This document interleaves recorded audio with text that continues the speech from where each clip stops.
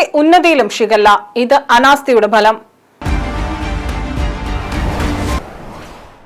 പനിബാധയെ തുടർന്ന് നടത്തിയ പരിശോധനയിലാണ് ഷിഗല്ല സ്ഥിരീകരിച്ചത്.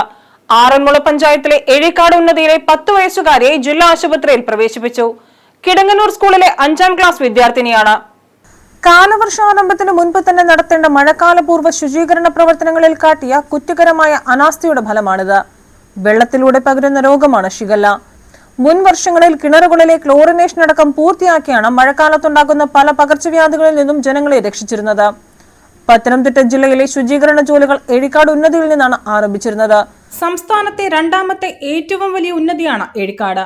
35 ഏക്കറോളം വിസ്തീർണമുള്ള ഭൂമിയിൽ 400-ലധികം കുടുംബങ്ങളാണ് താമസിക്കുന്നത്. അവിടെ പോലും ക്ലോറിനേഷൻ നടത്താതിരുന്നത് കുറ്റകരമാണ്. ആര് ഭരിച്ചാലും ജനങ്ങളുടെ ജീവൻ വെച്ച് പന്താടുന്നത് അംഗീകരിക്കാനാവില്ല. ജൂൺ മാസം മുതൽ കേരളത്തിൽ ഷിഗല്ല വ്യാപകമായിരുന്നു. പകർച്ചവ്യാധികളെ തുടർന്ന് ജൂണിൽ മാത്രം 48 ജീവനുകളാണ് സംസ്ഥാനത്ത് പൊലിഞ്ഞത്.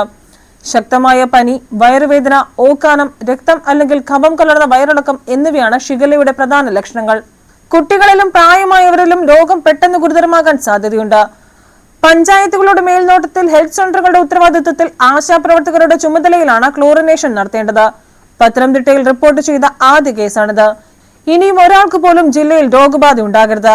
മഴയുടെ ആലസ്യത്തിൽ നിന്ന് ആരോഗ്യ പ്രവർത്തകരും ആറന്മുള പഞ്ചായത്തും ഉണരണം. അടിയന്തര പ്രതിരോധ നടപടികൾ പൂർത്തിയാക്കണം. News bureau, Pathanamthitta.